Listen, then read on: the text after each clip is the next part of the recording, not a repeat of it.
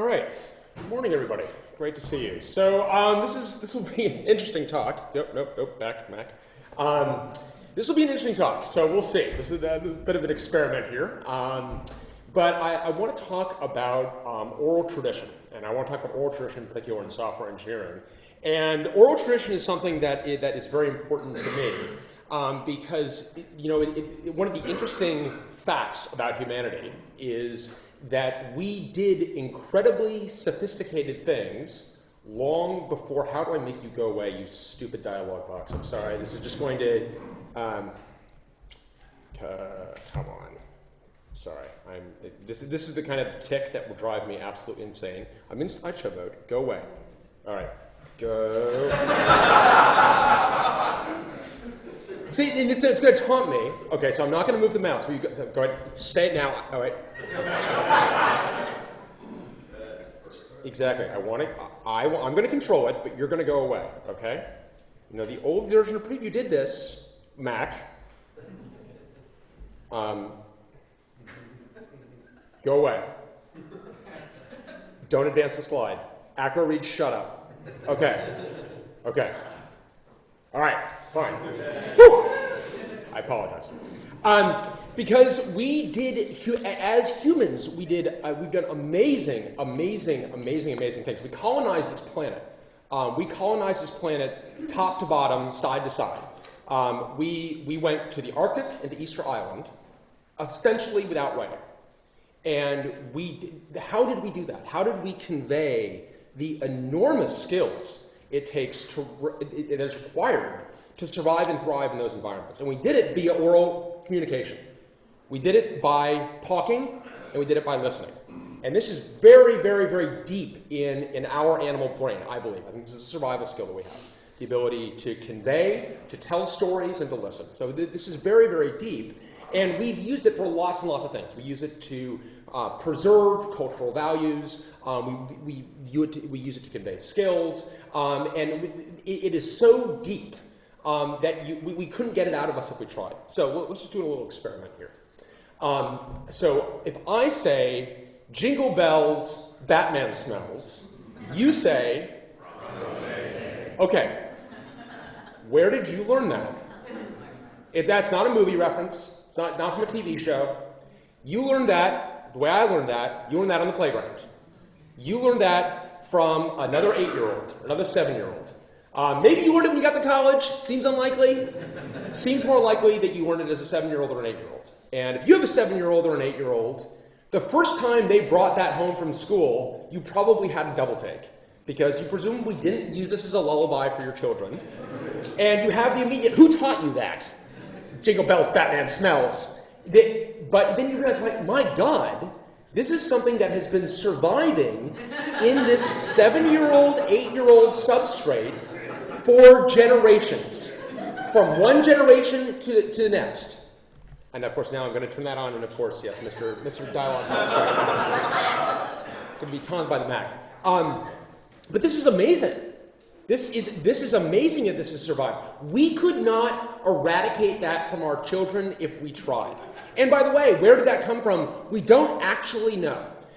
It emerged in the 60s. It's hypothesized that army brats were the vector for this particular disease. But honestly, we're not going to care enough to figure it out, and we might as well just get comfortable with it because Jingle Bells Batman Smells is going to be with us until the end of days. I mean, it will survive the apocalypse. But this is amazing, right? That oral tradition. You heard that from somebody, you probably said it to somebody else, and now our kids and their kids and their kids and their kids will be singing this little jingle. And this shows this incredible power. And it also plays a very important role in software engineering. So I want to go through kind of a little bit of the history of oral tradition in software engineering, how it's changed a lot, and where I feel it's going. In the beginning, software was totally subservient to hardware. So we actually don't know very much about early software engineering because so little was thought of it. It was held in such low regard. It was the actual building of the machines that was the thing. We didn't even really understand what it meant to build software. We didn't even call it software. It wasn't even called software in the earliest days. They weren't even called computers in the earliest days. These are counting machines. So we don't have a lot, and it is true oral tradition, and much of it was simply not passed down. It was very proprietary, and much of it we just don't have.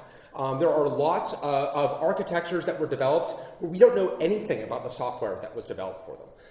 One of my favorite examples of this, I like to collect old computer manuals, and I bought a stock of old manuals, and in the manuals was a quick reference manual that I had not ordered, it was just kind of in there, for a language called Language H.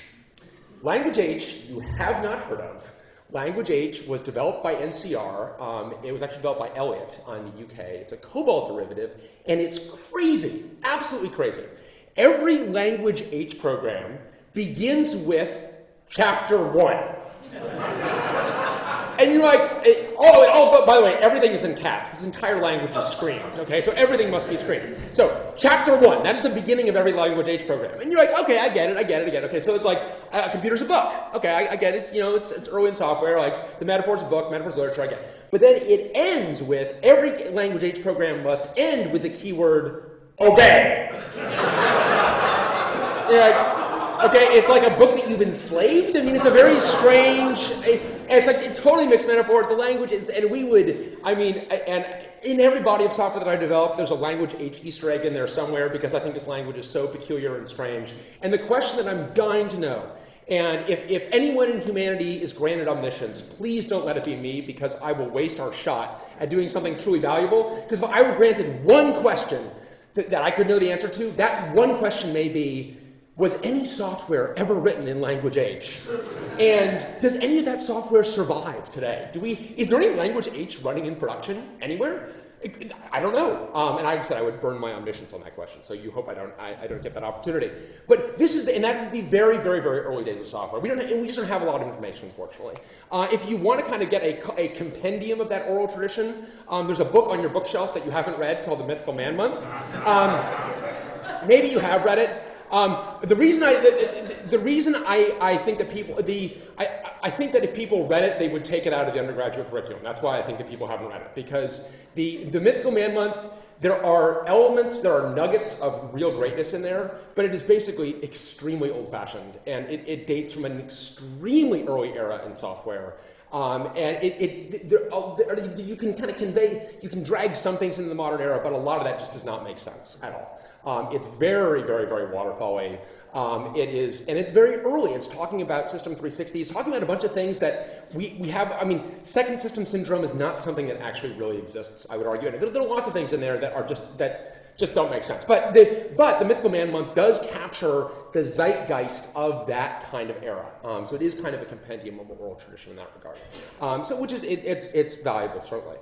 And this is where, and by the way, if you're an academic folklorist, it seems like a long shot, but it's Monktoberfest, and it just wouldn't. It's like Steven's like, no, I invited 3 academic folklorists here. One of them couldn't make it. So if you're an academic folklorist and you're throwing up in your mouth a little bit, just bear with me a bit. So I'm going to abuse the terms a tad, but in a way that I feel is constructive. So when oral tradition, when we take oral tradition and make it reliable, where oral tradition is actually conveying a real narrative, folklorists have called it oral literature. And I think that oral literature can be written down, right? I think that you have literature that I think should be called oral literature because it's actually meant to be spoken. It was originally spoken, it was originally heard, and now we just happen to have written it down, we happen to have recorded it, but it is fundamentally oral tradition in nature. It becomes oral literature. And for us in software engineering, oral literature exploded on Usenet. Right, Usenet. I'm getting a little bit nervous because you drop a Bill and Ted's reference and it's like still pond. So I'm thinking Usenet might be. Usenet. I know there are enough people in the room that are old enough to remember Usenet. For those of you who aren't, Usenet was kind of a very early way that people would communicate on the internet in news groups. So you've got articles that are being posted, people are replying to them, and so on. That is the worst explanation of Usenet ever.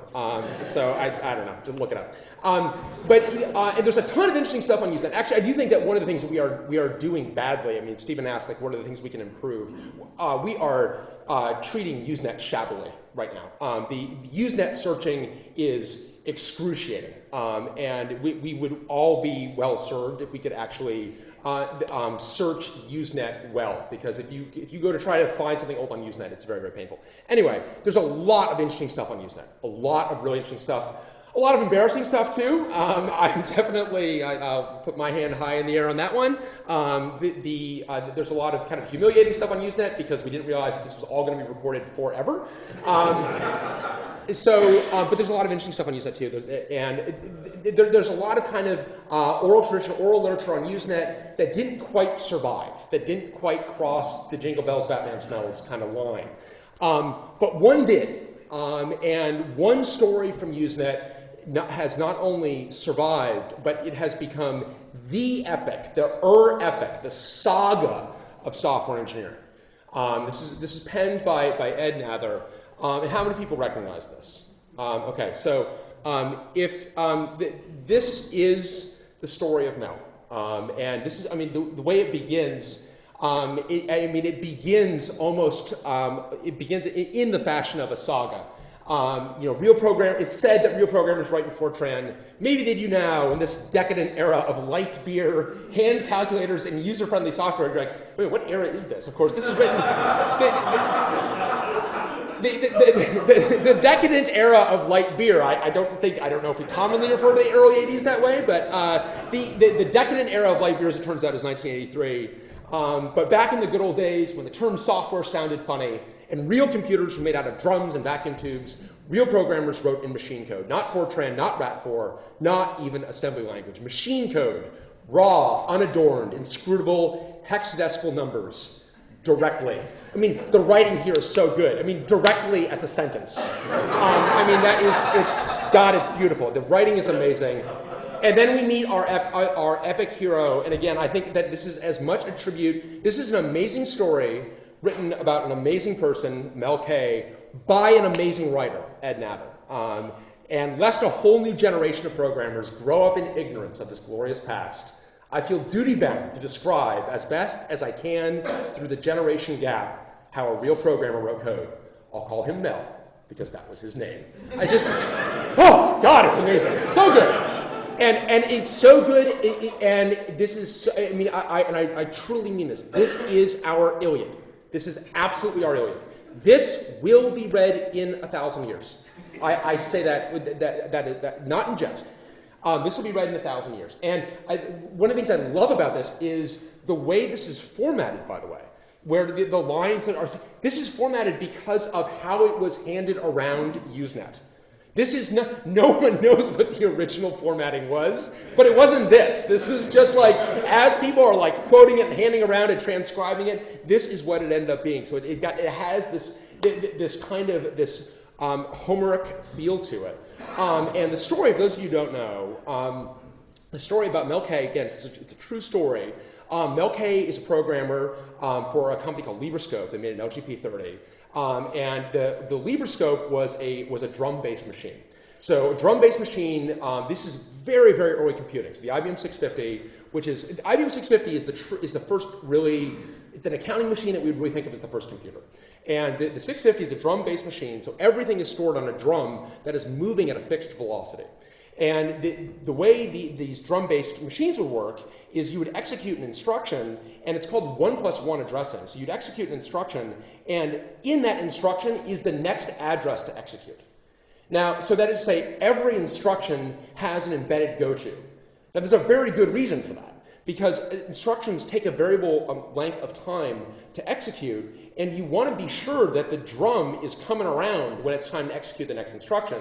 So you would develop something called an optimizing assembler, which would go over your code and generate the optimal addressing such that it would execute quickly. And this can make a huge difference in performance. And Don Knuth, by the way, Don Knuth's undergraduate thesis was on writing an optimizing assembler for the IBM 650.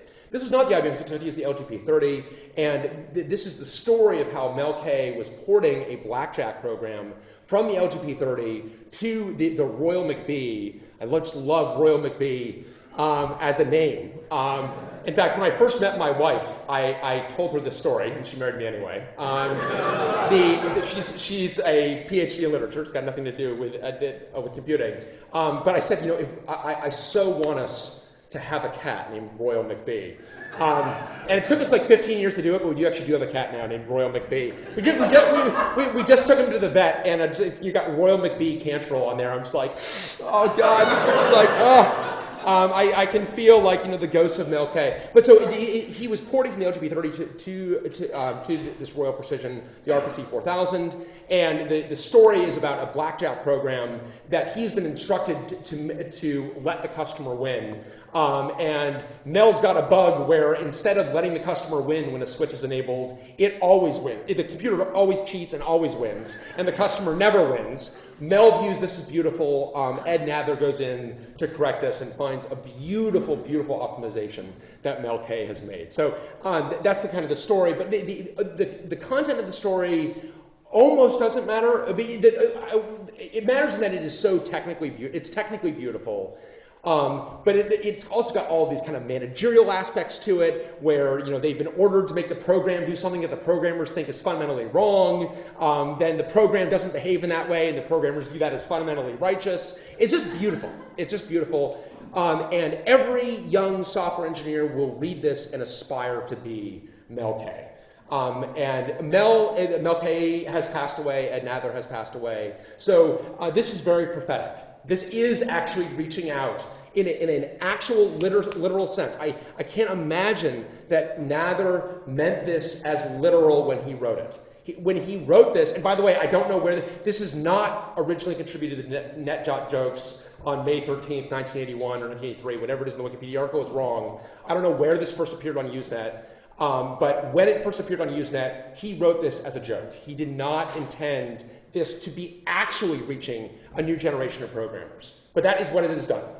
And it's amazing. So the story of Mel is kind of our first example, the example of a beautiful oral tradition written down, becoming oral literature. And then I would say the second milestone. I mean, if Mel is, the story of Mel is our Iliad, then Tracy Kidder's Soul of a New Machine has to be considered our Odyssey. How many people have read Soul of a New Machine? So Soul of a New Machine is an absolute must-read. It is literature. It is Tracy Kidder, who's an unbelievably beautiful writer, terrific writer, who sat with Data General as they were building a new computer and watched the whole process, warts and all. And this is not, it's more complicated than a heroic story. There's a reason why it's the Odyssey and not the Iliad. It is, Odysseus is a complicated, Tom West in this case, is a complicated figure. And he deliberately tortures his team to get them to produce what he thinks are higher results. And it's an incredibly good read. It remains very, very current. So if you read Soul of a New Machine, if you've read Soul, I imagine that you would agree with this, that Soul of a New Machine still has relevance for us today. And you will find shadows of yourself in it today, maybe shadows of your manager in it today. But Soul of a New Machine is an absolute must read, and again, it's kind of entered our lore, and rightfully so. These two, I think, are kind of the classics. In the 80s and 90s, the older I get, the more certain I am of this. I thought at the time that the 90s really sucked from a software perspective. But it's very hard to be, your teenage years always suck. So, it's like how much of this is just like, is kind of too much hormones, too much angst, underdeveloped frontal lobe, leading you to believe that an era is uniquely bad. But seriously, the 90s were really bad. I think the 90s were a dark era for software development, intensely proprietary, more proprietary than the 80s and 70s, actually. It was a local maximum for proprietary software. And so the oral traditions from the 90s are locked up. They existed on these very proprietary islands. Even in open source communities, they were locked up. Even in the very small open source communities that existed in the 90s, they were still kind of locked away in conferences and so on, where that's where the actual kind of oral tradition would happen. There were great collections of oral tradition like SGI.Bad Attitude. If anyone was at SGI at the time, I was never at SGI, but SGI.Bad Attitude had a reputation that went far beyond SGI. Jamie Zawinski's actually got a terrific piece on the Netscape.bad attitude that he created when he went from SGI to Netscape. And then when bad attitude was discovered by management and shut down, he created really bad attitude, a mailing list. And then the true beauty of this, and this means that this document is around somewhere, really bad attitude was discoverable in the legal sense, and was discovered in the Microsoft Netscape case. So Microsoft went through really bad attitude, and he's got a very funny line in there. It's like, so I guess Microsoft learned that like we all complain about the cafeteria food, and we can't complain about management all the time. But so we had these like really great collections of oral tradition, but they've also been lost. And to me, the kind of the canonical folklore from this era is an absolutely beautiful piece by a guy named John Brown called "The Bug Count Also Rises." And this one people are probably less likely to have read. Actually, if you don't mind, this is going to take me about 3 minutes, but I would like to, if I can indulge you, I'd like to read this to you. I'd like to give you a reading, because I think that this captures to me the 90s in software, and this is very personal for me because of where I read it, which I'll explain in a second. This was the winner of it was designed to be a Hemingway parody contest, but I believe that this transcends parody and actually becomes as if Hemingway were describing software development in the 1990s. In the fall of that year, the rains fell as usual and washed the leaves of the dust and dripped from the leaves onto the ground. The shuttles drove through the rainy streets and took the people to meetings, then later brought them back, their tires spraying the mist into the air. Many days he stood for a long time and watched the rain and the shuttles and drank his double tall mochas. With the mochas, he was strong. Fernando, who worked down the hall and who was large with microbrews, came to him and told him that the ship day was upon them, but the bugs were not yet out.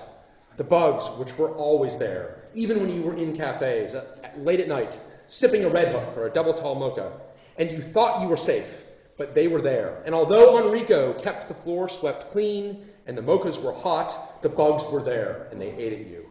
When Hernando told him this, he asked how many bugs. The raid is huge with bugs, Hernando said. The bugs are infinite. Why do you ask me? You know I cannot do this thing anymore with the bugs. Once you were great with the bugs, Hernando said. No one was greater, he said again. Even Prado. What of Prado? Let Prado fix the bugs. Hernando shrugged. Prado is finished. He was gored by 3 Sev-2s on Chicago. All he does now is drink herb tea and play with his screensavers. Herb tea? It is true, my friend. Fernando shrugged again. Later, he went to his office and sat in the dark for a long time. Then he sent email to Michaels. Michaels came to him while he was sipping a mocha. They sat silently for a while. Then he asked Michaels, I need you to triage for me. Michaels looked down. I don't do that anymore, he said. This is different. The bugs are enormous. There are an infinity of bugs. I'm finished with that, Michael said again. I just want to live quietly. Have you heard Prado is finished? He was badly gored. Now he can only drink herb tea. Herb tea, Michael said. It is true, he said. Michael stood up. Then I will do it, my friend, he said formally. I will do it for Prado, who was once great with the bugs. I will do it for the time we filled Prado's office with bouncy balls, and for the time Prado wore his Nerf weapons in the marketing hall and slew all of them with no fear and only a great joy at the combat. I will do it for all the pizza we ate, the bottles of Coke we drank. Together they walked slowly back, knowing it would be good. As they walked, the rain dripped softly from the leaves, and the shuttles carried the bodies back from the meetings. So I think that's amazing. I think that is absolutely amazing. That is literature to me. That is, to me personally, that is actually more relevant than Hemingway. And the reason that this is personal for me, and I wondered where did Claire go? I wonder if Claire actually recognized that. So Roger had this outside his office. So Roger had this taped up outside his office. One of my coworkers had this taped outside of his office. And I read this so many times. This is the thing I would read over and over and over again. And this is what I mean about this is, on the one hand, okay, this is literary, but this is oral tradition. And the way it was given to me was an oral tradition. This is a senior engineer putting it up outside of his office. And so I absolutely love that. And I think that captures it beautifully. It's very evocative. So fast forward now, if you will, to the dawn of a truly new era, a new era that started actually remarkably recently. People recognize this video? How many of you watched this video? And if I were to ask this, of course, we've got some engineers that on my team would be like, Brian, I was 12 when this came out. I'm like, no, that's fine. Okay, I don't expect you to do that. So this is David Handelmeyer Hansen's How to Build a Blog Engine in 15 minutes or 16 minutes and 12 seconds with Ruby on Rails. This is uploaded to YouTube on November 7th, 2005. YouTube, it launches, I think, in April 2005. So this is very early on YouTube. I would say this is the first tech video on YouTube to go viral. Could be wrong, but I think that this, I think based on the number of people, and actually it's funny, only 300,000 people have seen this, which I think tells you only 300,000 people have seen it, probably 280,000 of which were in the first 3 months after the same thing came out. I remember vividly watching this, and this is the dawn of a new era because now you had someone giving you a demo, which is a kind of oral tradition, giving you a demo wherever you were. And he had given you a demo of how you could build something real with this framework that later would become ridiculously overcomplicated and would die of its own heat death, but we'll leave that aside. But you could take this light framework and build something real really quickly. And this was amazing, and except it was the dawn of a new era. And YouTube has changed everything. Again, it's only 10 years old, and it has changed everything. Because now, the oral tradition now has surged. Because you can, if you hear a great story, you don't have to go retell it to someone else. You just drop the link into Slack or whatever. I mean, that's amazing, right? The fact that, and now that person is getting the exact same story that you've got. You don't have to try to tell it in the same way. They're getting exactly what you got, all the force, all the authenticity, all the authority of the original.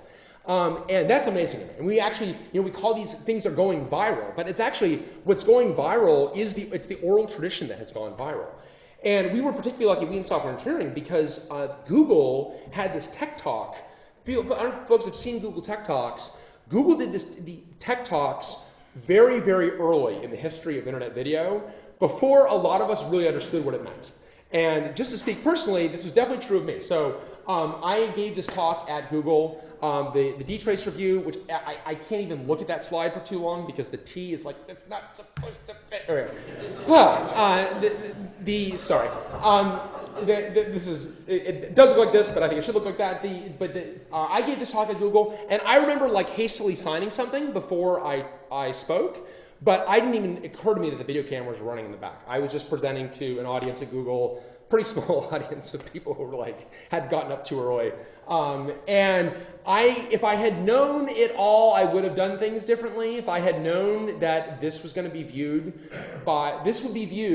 by, up until that point, more people that had viewed all of my presentations put together. So I presented for a long, long time to many, many people for over a 14-year career at Sun. This presentation would be viewed, and this presentation has not been viewed nearly as much as a lot of other stuff I've done. This presentation would be viewed by tens of thousands of people. Very low by YouTube numbers, very high by number numbers. And I definitely shot my mouth off a little more. You think that I am candid now. You should have heard me when the video cameras weren't rolling, actually. It was something else. When no one could live tweet what I said, there was a little more candid. Anyway, and in particular, I had this was in Mountain View, and I had arrived way too early for this damn thing because of traffic. And so I had sat in the parking lot finishing up a book because I'm a finisher, which is a problem. I had finished up a book that was already really pissing me off. When I'm reading a bad book, I can't just put it down. And this is a major threat to my marriage. My wife is like, how about I take the book from you and burn it? It's like, no. I want to smell the smell by my, it's like, well, okay, could you just do it silently, please? And I was finishing this bad book, and I finished it, and so I came into this presentation kind of angry. And so if you watch this the presentation, there's the first 7 minutes is a drive-by gangland slang of the book Dreaming in Code. And you might be like, what the hell happened to this guy? And what happened to him is like he finished at the parking lot and was in a really bad mood. So anyway, I felt a little bit bad about that, and then the author got wind of this, and we ended up in this like blogging back and forth. And I'm like, okay, I need to watch my mouth a little bit when I'm going to be. I just need to be prepared when I'm going to be on the internet. But so this was a huge watershed for me personally, and has totally changed the way we do everything now. It's changed the way now everybody can consume everybody else's oral tradition. And in fact, if anything, our oral tradition is suffering from overload. We have an embarrassment of riches. And actually, the true oral tradition, the bit kind of like passed on conversationally from one engineer to another, is now what of this I should consume. So this is a Hacker News story from 24 hours ago. What's your favorite tech talk? And this is an evergreen on Hacker News. And if you go through these, like there's some really, really, really good talks in there, really good stuff.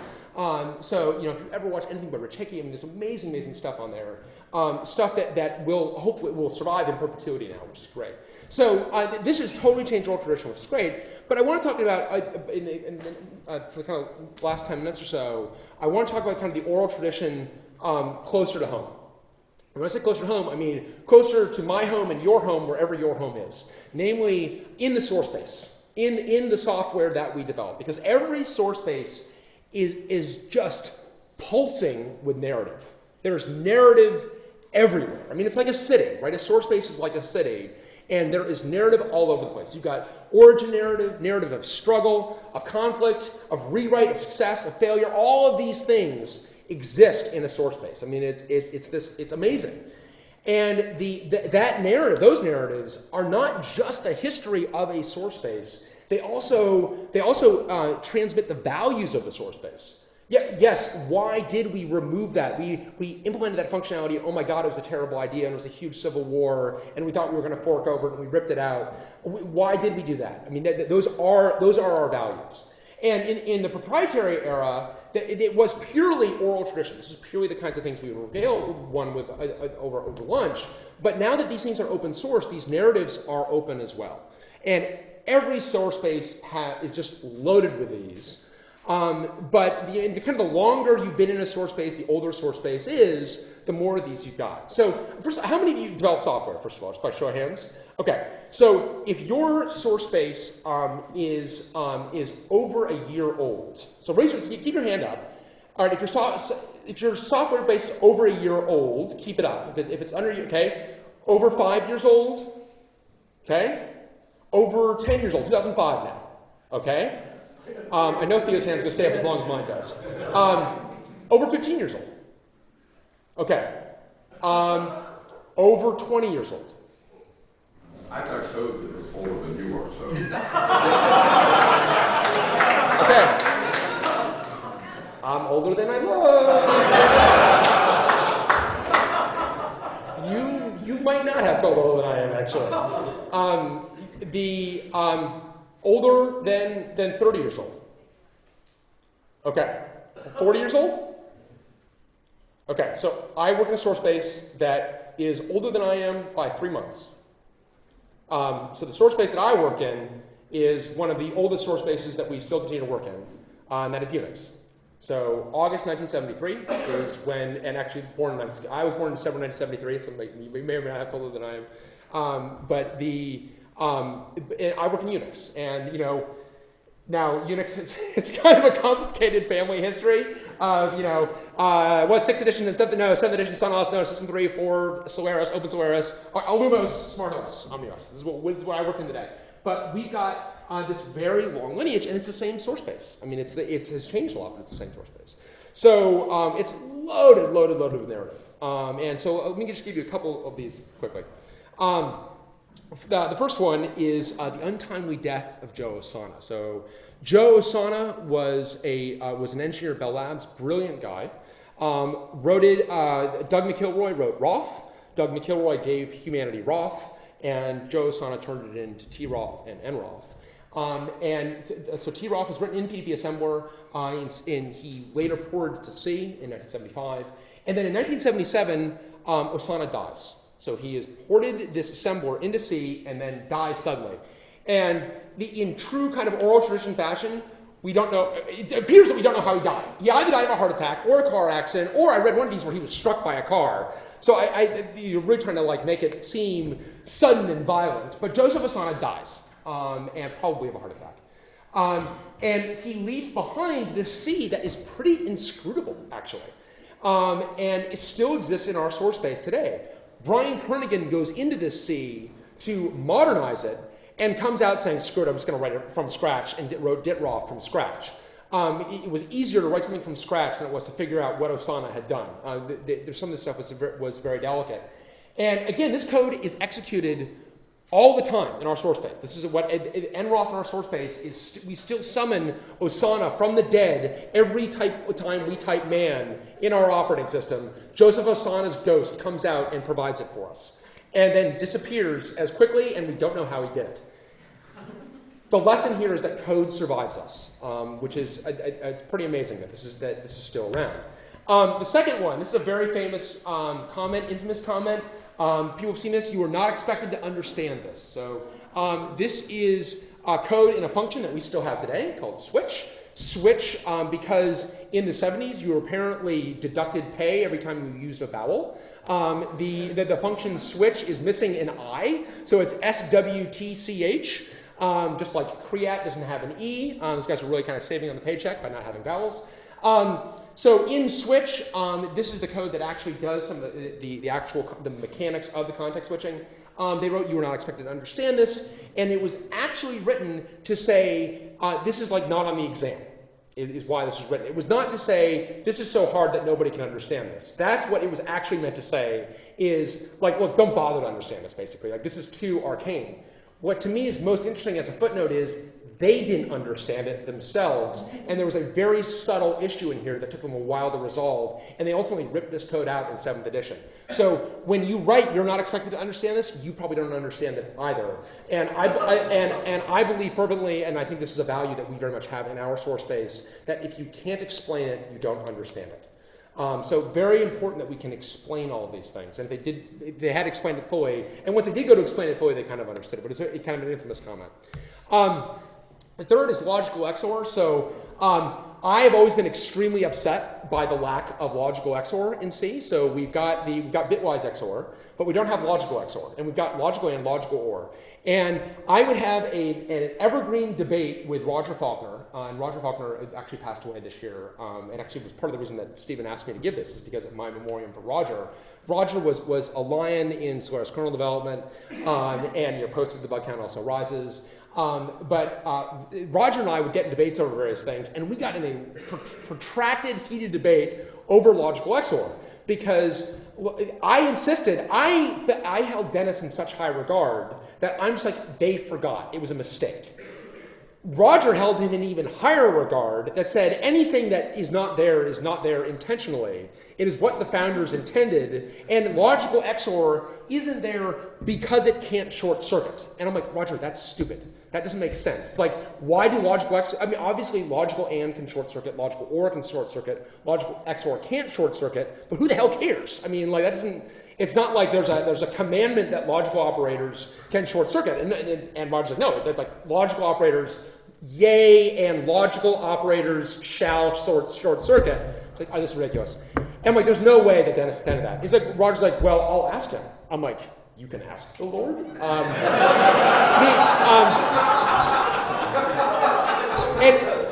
And of course, like, this is where you get to like the underdeveloped frontal lobe, because I'm like, go ask him. I mean, yeah, ask him now. I mean, and so Roger, and much to my chagrin, Roger did go ask him.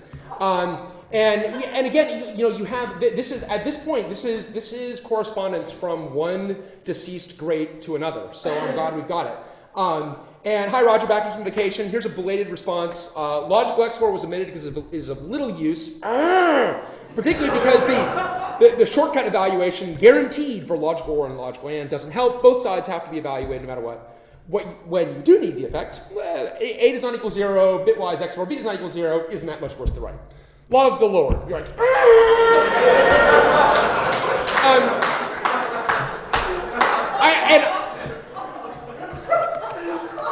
honestly, I'm like, there were part of me was like, this is actually, Roger is actually just cooking the books on this. He's just made this up. I'm like, well, it is exactly what you said he would say. And it goes through a couple of things. One, it shows that actually, well, one, it shows that original intent to be wrong. But it actually shows that the degree to which people care about your intent. I actually did care. I mean, to the point like I thought it was going to fall in my favor. I really cared about what Dennis thought before I knew he was wrong. But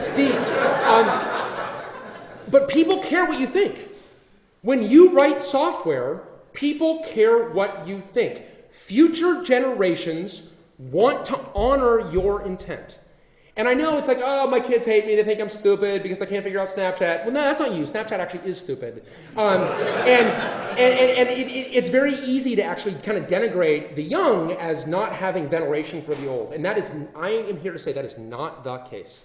If there's one kind of takeaway of this, I would say that young software engineers want, as I was when I was young, as you probably were when you were young, look to venerate older software engineers. They want to do right by them. They want to understand, help me understand your intent so I can abide by it.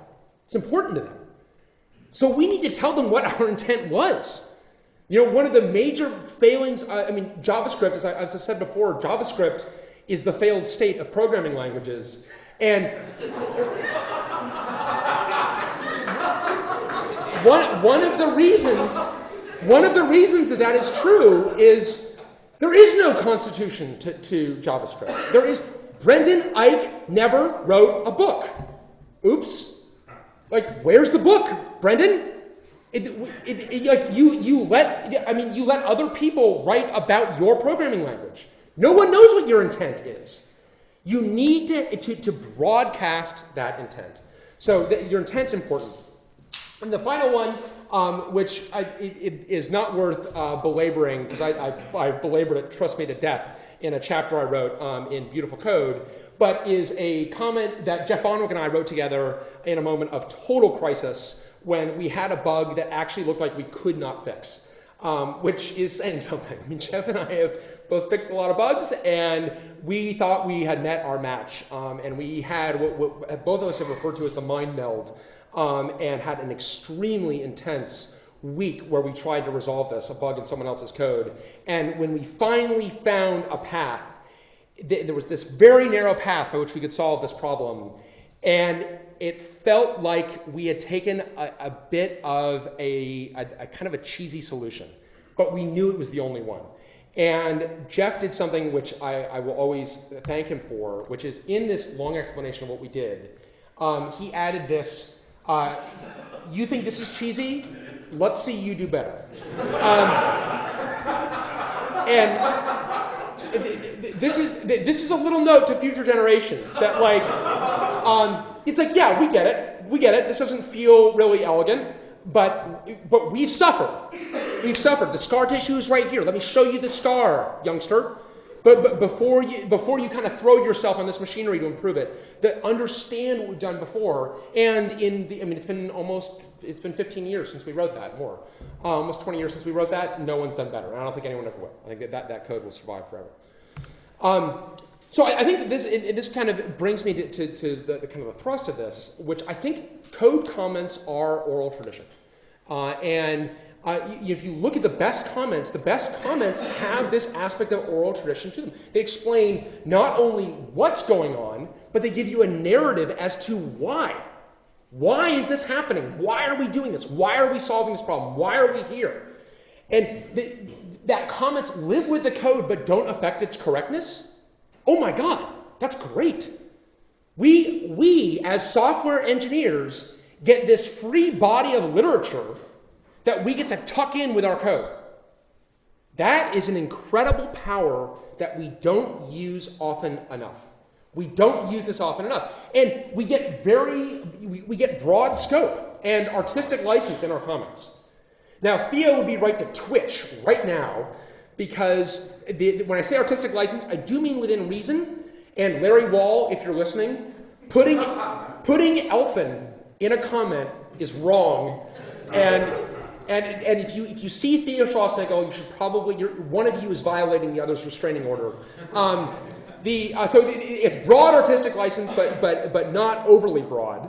But it does allow us to convey that intent, explain what we're doing, because these software systems are going to survive long past us. When we write for future generations, write software for the next 100 years. And I don't say this in jest.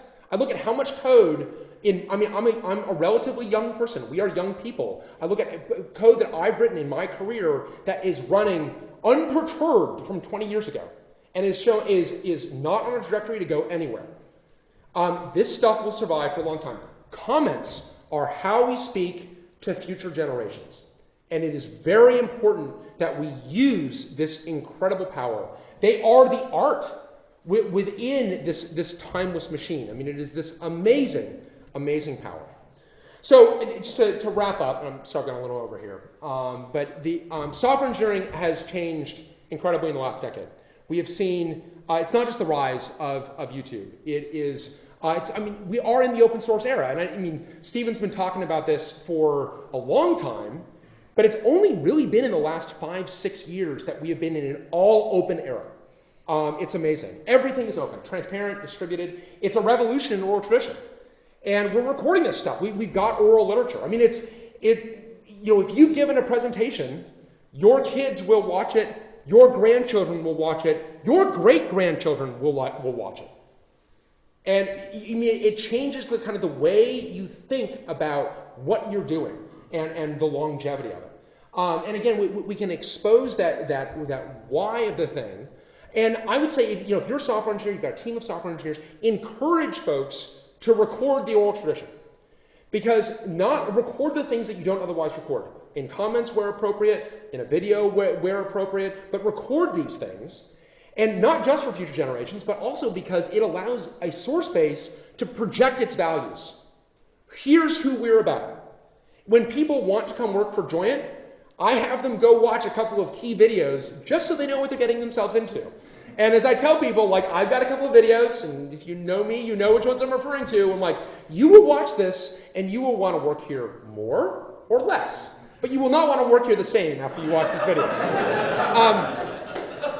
But by doing that, you allow people to opt in to your traditions, your values, and it leads to much more success in hiring. You get a much more diverse team. You get people you wouldn't otherwise get, because the values that you have transcend the traditional ways that you hire people. And I think our oral tradition is our legacy to future generations, and we owe it to those generations to expand on. Thank you very much.